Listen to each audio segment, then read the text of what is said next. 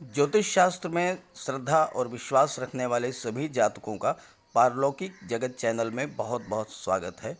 ग्रहों के राजकुमार बुध 3 जून को राशि परिवर्तन करके वृषभ राशि में गोचर कर रहे हैं। तो वक्री बुध के राशि परिवर्तन का मकर राशि के जातकों के जीवन पर क्या प्रभाव पड़ेगा, इसी पर चर्चा करेंगे इस वीडियो में। बुध बुद्धि, शिक्षा, व्यवसाय, मैनेजमेंट, आर्ट, म्यूजिक, लेखन, वाक चातुर्य, कानून, ज्योतिष, अध्यापन, तर्क वितर्क, इन सभी के कारक हैं। जहाँ पर बुद्धि का प्रयोग है वहाँ पर बुधदेव विराजमान हैं। बुध के वक्री होने से इनका विशेष प्रभाव इन सब क्षेत्रों के जातकों पर पड़ेगा और इनके क्षेत्रों के कार्यों में, लाभ में, आय में उल्लेखनीय प्रगति होगी, क्योंकि वक्री अवस्था में बुध और भी शुभ प्रभाव प्रदान करते हैं। बुध वृषभ राशि में ही थे, 8 दिनों के लिए मिथुन राशि में गोचर किया और फिर वहां जाकर वक्री हुए और वक्री अवस्था में राशि परिवर्तन किया और 3 जून को वृषभ राशि में गोचर किया है। 7 जुलाई तक वृषभ राशि में ही रहेंगे, दिन में 11:26 तक। ये अपने मित्र शुक्र की राशि में गोचर कर रहे हैं और वक्री अवस्था में 23 जून को 3:17 पर मार्गी हो जाएंगे। वक्री अवस्था से मार्गी हो जाएंगे और मार्गी अवस्था में फिर 7 जुलाई को राशि परिवर्तन करके मिथुन राशि में गोचर करेंगे। तो इस गोचर का क्या प्रभाव पड़ेगा, विशेष करके मकर राशि के जातकों की 7.5 भी चल रही है और साथ ही साथ आपकी कुंडली में 3 ग्रह वक्री अवस्था में हैं। तो इन सब स्थितियों का आपके जीवन पर क्या प्रभाव पड़ेगा, इसी का विश्लेषण करेंगे इस वीडियो में। चलिए वीडियो शुरू करते हैं। हालांकि ये वीडियो मैंने केवल बुध के राशि परिवर्तन पर अपलोड किया है, लेकिन जब तक कुंडली में उपस्थित अन्य ग्रहों की स्थितियों का समग्र विश्लेषण नहीं किया जाएगा तब तक आप पूरी बात अच्छे से समझ नहीं पाएंगे। इसलिए पहले तो हम बात करेंगे बुध के गोचर की, उसके बाद हम बात करेंगे शनि की 7.5 के बारे में और उसके बाद फिर बात करेंगे देवगुरु बृहस्पति, मंगल, शुक्र और शनि, राहु, केतु, इनकी ग्रह स्थिति के कारण आपके जीवन में क्या परिवर्तन आएगा, क्या प्रभाव पड़ेगा, इन सब पर विस्तृत रूप से चर्चा करेंगे। पहले बात कर लेते हैं ग्रहों के राजकुमार बुध के बारे में। तो ग्रहों के राजकुमार आपकी कुंडली के 5वें भाव यानी शिक्षा और संतान भाव में गोचर कर रहे हैं और इनकी दृष्टि जो है आपकी कुंडली के 11वें हाउस पर है, जो कि आय भाव है, इनकम का भाव है। तो ये गोचर मकर राशि के जातकों के लिए अत्यंत शुभ फल देने वाला है। बुध देव की कृपा से आपका ज्ञान बढ़ेगा, आपकी बुद्धि बढ़ेगी, आप अपनी बुद्धिमत्ता का ज़बरदस्त प्रदर्शन करेंगे और उससे आपको लाभ होगा, आपकी इनकम बढ़ेगी, आपको अपने कार्यों में सफलता मिलेगी। क्योंकि ये गोचर शिक्षा और संतान भाव में हो रहा है और यहाँ पर सूर्य भी विराजमान है, साथ ही राहु भी बहुत उच्च स्थिति में है, इसलिए ये समय 3 जून से 7 जुलाई का जो समय है वो स्टूडेंट्स के लिए बहुत ही बेहतर है। जो छात्र आईटी या कंप्यूटर की पढ़ाई कर रहे हैं, जो छात्र कानून की पढ़ाई कर रहे हैं, music, art, dance, drawing, painting की पढ़ाई कर रहे हैं, उनके लिए ये समय बहुत ही शुभ है। उन्हें अपने हर क्षेत्र में, हर कार्य में सफलता मिलेगी। जो लोग इंजीनियरिंग की पढ़ाई कर रहे हैं, टेक्निकल जॉब की पढ़ाई कर रहे हैं, पॉलिटेक्निक की पढ़ाई कर रहे हैं, मेडिकल या नर्सिंग की पढ़ाई कर रहे हैं, उनके लिए भी बुध का ये गोचर अत्यंत शुभ फल देने वाला है, क्योंकि 5वें भाव में सूर्य भी विराजमान है और बुध और सूर्य मिल करके बुधादित्य योग बनाएंगे, जो कि आपके जीवन में सफलताओं का कारक बनेगा। सिविल सर्विसेज की या कॉम्पिटिटिव एग्जाम्स की तैयारी करने वाले छात्रों के लिए भी ये समय बहुत उत्तम है। जो लोग गवर्नमेंट जॉब में हैं उनका प्रमोशन हो सकता है, उनकी सैलरी में वृद्धि हो सकती है या उनको अच्छा पद जो है वो मिल सकता है। मीडिया, पत्रकारिता, अभिनय, कला, इन सब क्षेत्रों से जुड़े हुए लोगों को भी इस गोचर का लाभ मिलेगा, क्योंकि पंचम भाव में स्थित राहु जो है वो इस समय उच्च की स्थिति में है। और साथ ही साथ चूंकि पंचम भाव संतान भाव का भी होता है, इसलिए संतान की तरफ से भी आपको शुभ समाचार मिलेगा। आपकी संतान आपके घर की अर्निंग मेंबर बन सकती है, आपकी संतान को जॉब मिल सकता है, नौकरी मिल सकती है, या वो कोई बिजनेस, व्यवसाय, व्यापार शुरू कर सकते हैं और वो उनके लिए बहुत ही लाभप्रद होगा। अब बात कर लेते हैं, चूंकि मकर राशि पर 7.5 की सेकंड स्टेज है, द्वितीय चरण है, तो 7.5 का मकर राशि के जातकों पर क्या प्रभाव पड़ेगा। शनि की 7.5 से हर व्यक्ति को बहुत डर लगता है। 7.5 का नाम सुनते ही मन में घबराहट पैदा होने लगती है। तो 7.5 में डर किस बात से लगता है? 7.5 में रोग से, शत्रु से, कर्ज से, विघ्न बाधाओं से डर लगता है। इस बात का डर लगता है कि भाग्य साथ नहीं देगा, या हम जो कार्य कर रहे हैं उसमें सफलता नहीं मिलेगी, या आय नहीं होगी, या लाभ नहीं होगा, धन नहीं होगा। मैं आपको बता दूं कि 7.5 में मनुष्य को शनिदेव इतना प्रदान करते हैं जितना वह जीवन भर में नहीं प्राप्त कर पाता।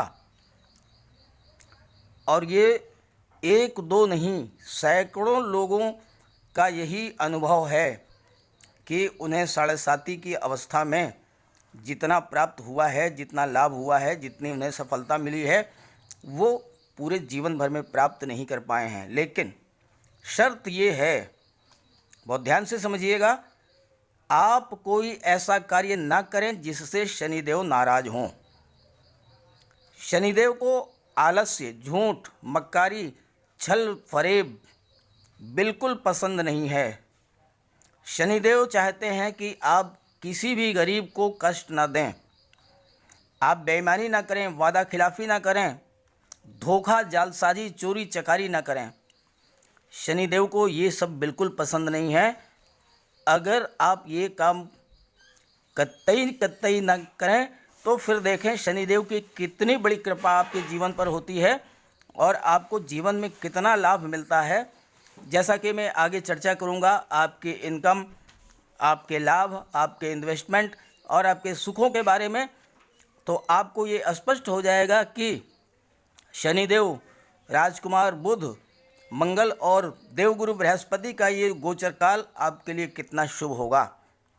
चलिए बात कर लेते हैं आपकी आय और लाभ के बारे में।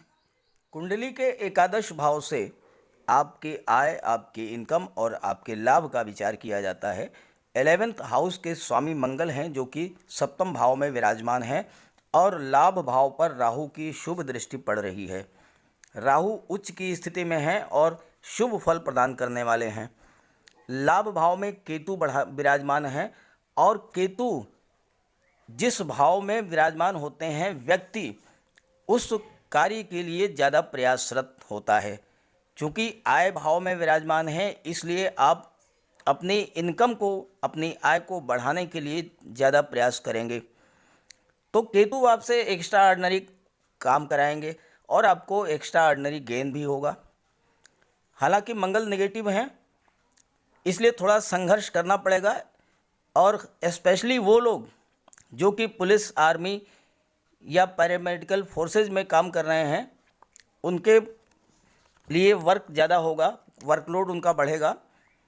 अब उन्हें ज़्यादा अलर्ट भी रहना पड़ेगा, लेकिन उसी की कंपैरेटिवली लाभ भी होगा। कुंडली के सेकंड भाव से, द्वितीय भाव से धन का विचार किया जाता है। द्वितीय भाव धन भाव कहा जाता है और देवगुरु बृहस्पति आपके कुंडली के धन भाव में विराजमान हैं जो कि शुभ स्थिति में है। 20 जून से वक्री होने पर और भी अधिक शुभ फल देंगे। तो जो लोग metals, mines, minerals, medicine, transport, hospital, nursing homes या सर्विस प्रोवाइडिंग एजेंसीज हैं या केमिकल से जुड़े हुए हैं या केमिस्ट हैं या कोई मैन्युफैक्चरिंग यूनिट चला रहे हैं, उन सब के लिए बहुत ही अच्छा है ये गोचर काल। देवगुरु उनके ऊपर धन की वर्षा करेंगे। मकर राशि के स्वामी जो हैं वो शनिदेव हैं और आपके लग्न भाव में ही विराजमान हैं। हालांकि साढ़े साती की स्थिति है आप पर, द्वितीय चरण है, लेकिन शनि के लग्न में विराजमान होने से, अपनी ही राशि में विराजमान होने से शश योग बनता है, जो कि बहुत ही प्रभावी होता है और आपको अति उत्तम फल प्रदान करने वाला होता है। जो लोग बिल्डिंग मटेरियल, होटल या रेस्टोरेंट या खाने पीने के सामान या ग्रोसरी या होम अप्लायंसेज के कार्य से जुड़े हुए हैं, उनके लिए बहुत ही अच्छी संभावनाएं बन रही हैं। ज़्यादा कमाई, ज़्यादा धन, ज़्यादा इनकम।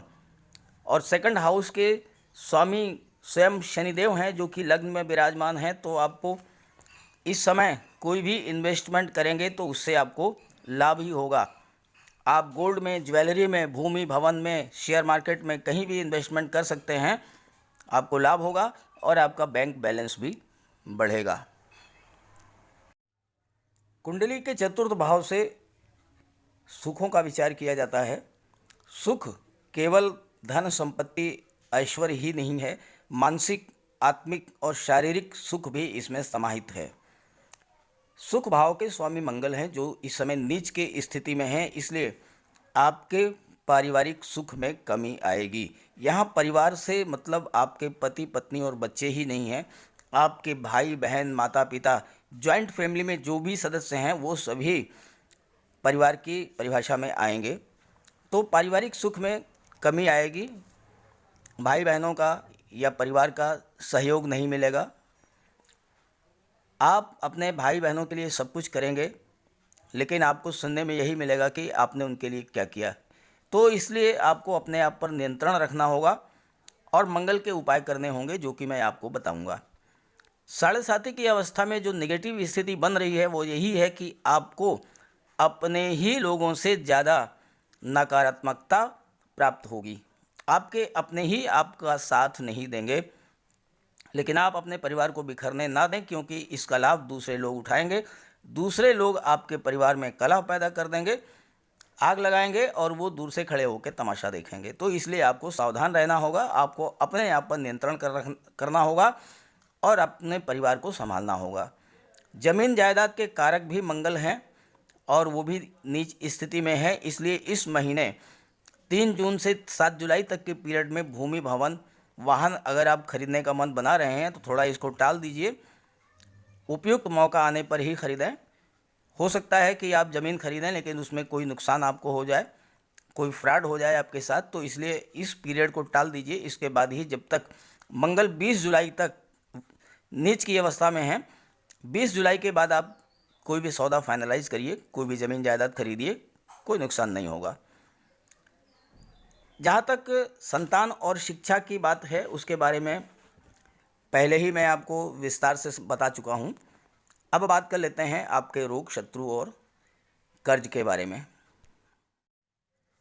कुंडली के छठे भाव से रोग, शत्रु, कर्ज और विघ्न बाधाओं का विचार किया जाता है। आपकी कुंडली में छठे भाव के स्वामी हैं बुध, जो कि त्रिकोण में विराजमान हैं और भाग्य के अधिपति भी बुध हैं। तो एक त्रिकोण का स्वामी दूसरे त्रिकोण में विराजमान है, तो ये बहुत ही शुभ स्थिति है, इससे आपको लाभ मिलेगा। शुक्र और बुध दोनों एक दूसरे के घर में एक्सचेंज लॉर्ड बने हुए हैं, तो ये भी अत्यंत सुखद स्थिति है। सबसे शुभ स्थिति यह है कि देवगुरु बृहस्पति की दृष्टि वो षष्ठम भाव पर पड़ रही है। देवगुरु की दृष्टि जहाँ पर पड़ती है वहाँ पर अमृत वर्षा होती है। तो ऐसे में आपके रोगों से, आपके शत्रुओं से आपकी रक्षा देवगुरु बृहस्पति करेंगे। छठे भाव के स्वामी बुध आपके बुद्धि बल को बढ़ाएंगे, जिससे आप कठिन परिस्थितियों को पहले से भांप लेंगे और उससे निकल जाएंगे। फिर भी अगर आप चेस्ट इन्फेक्शन है या आप सीनियर सिटीजन हैं तो आपको थोड़ा सा ध्यान रखना पड़ेगा। और एक बात ध्यान रखिएगा कि शत्रुओं से अकेले में मिलने से आपको बचना होगा, नुकसान हो सकता है। अब बात कर देते हैं आपके family life, love life, friendship और पार्टनरशिप के बाद। सप्तम भाव से इसका विचार किया जाता है और सप्तम भाव के स्वामी जो हैं वो चंद्र हैं, चंद्रमा हैं, जो कि 54 घंटे में राशि परिवर्तन कर देते हैं। चंद्रमा सबसे ज़्यादा चलायमान ग्रह हैं और मंगल नेगेटिव स्थिति में है, तो ये आपके पारिवारिक जीवन में अस्थिरता पैदा करेंगे। शनि और मंगल का दृष्टि संबंध भी बन रहा है, जो कि पारिवारिक आपकी फैमिली लाइफ, लव लाइफ और पार्टनरशिप के लिए बेहतर स्थितियां नहीं पैदा करेगा। ये दृष्टि संबंध आपके फैमिली लाइफ को डिस्टर्ब करेगा, आपस में गलतफहमी पैदा होगी। इसलिए जब तक मंगल नीच की स्थिति में है 20 जुलाई तक, तब तक आपको ज़्यादा सावधान रहना होगा। शनि आपको जिद्दी और जुनूनी बनाएंगे, आप छोटी छोटी बातों को तूल देंगे, बड़ा विवाद खड़ा हो जाएगा। ऐसे ही पार्टनरशिप में भी आपको जो है बहुत सावधान रहना है। कोई गलतफहमी है तो उसको तूल मत दीजिए, बैठ करके सुलझा लीजिए। दोस्ती टूट सकती है और पुरानी पार्टनरशिप भी टूट सकती है अगर आपने वाणी पर संयम नहीं रखा, बोलने में जो है सावधानी नहीं बरती। कुंडली का अष्टम भाव जो है वो मृत्यु तुल्य कष्ट, गंभीर बीमारियां, सर्जरी वगैरह का है। तो अष्टम भाव के स्वामी सूर्य हैं और सूर्य आपके अष्टम भाव के प्रभावों से रक्षा करेंगे। देवगुरु की भी शुभ दृष्टि अष्टम भाव पर पड़ रही है, इसलिए आपको इस भाव के बुरे प्रभावों से आपकी रक्षा करेंगे। लेकिन एक बात यहाँ मैं कहना चाहूँगा कि फिर भी आपको जो है चोट चपेट दुर्घटना से सावधान रहना होगा। वाहन चलाते समय सावधान रहना होगा। कमर के नीचे के अगर कोई रोग हैं तो उससे भी आपको विशेष सावधानी बरतनी होगी। हाँ, प्लस पॉइंट ये है कि जो अष्टम भाव है वो जमीन से नीचे जुड़े हुए पदार्थों से भी संबंध रखता है और इस भाव पर देवगुरु बृहस्पति की शुभ दृष्टि पड़ रही है। इसलिए जो लोग माइंस, मिनरल्स, केमिकल्स, पेट्रोलियम, कोल, गैस, पेट्रोल, डीजल, इन सब कार्यों से जुड़े हुए हैं, उनको इस गोचर काल में अभूतपूर्व लाभ होगा। अब बात कर लेते हैं सावधानियां और उपाय। चूँकि मंगल आपकी कुंडली में नीच की स्थिति में है 20 जुलाई तक, इसलिए आपको वाणी पर संयम रखना होगा। दुर्घटना से बचाव करें, वाहन चलाते समय सावधानी रखें। अगर आपके घर में बच्चे हैं जिनकी राशि मकर राशि है तो उन्हें भी सचेत करें कि वो सावधानी रखें वाहन चलाते समय।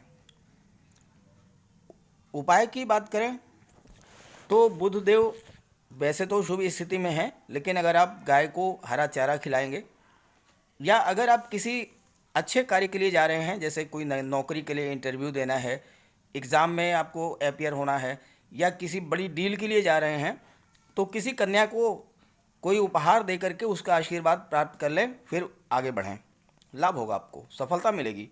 गणेश जी की उपासना कीजिए। सूर्य देव के लिए सूर्य के नमस्कार कीजिए और उनको अर्घ्य दीजिए। सबसे बड़ी बात, मंगल देव चूँकि नीच की स्थिति में है, इसलिए आप बजरंग बली की पूजा करें, उपासना करें, मंदिर में जाएं, उनके चरणों का सिंदूर अपने मस्तक पर धारण करें और देवगुरु बृहस्पति के लिए आप केसर का तिलक मस्तक पर धारण लगाएं। पानी में हल्दी 1 चम्मच डाल करके उससे स्नान करें, पीले वस्त्रों का दान करें। और शनिदेव के लिए तो आपको मैंने 7.5 वाले पार्ट में जो बताया है वो कार्य ना करें। शनिदेव आपसे हमेशा प्रसन्न रहेंगे। किसी गरीब को, किसी दुखी को, किसी असहाय को अगर आप मदद कर देते हैं, उसकी आप सहायता करते हैं, उसकी देखभाल करते हैं, उसकी केयर करते हैं, तो शनिदेव आपसे अत्यधिक प्रसन्न रहेंगे और शनिदेव की कृपा आप पर बनी रहेगी। पक्षियों को मंगलवार के दिन मीठा अन्न खिलाएं, चावल, मीठे चावल खिलाएं, लाल वस्त्र का दान करें, आपके जीवन में शुभता आएगी, आपको लाभ होगा। तो सभी ग्रहों की कृपा दृष्टि आप पर बनी रहे, इसी भावना के साथ आप सभी को बहुत बहुत धन्यवाद। नमस्कार।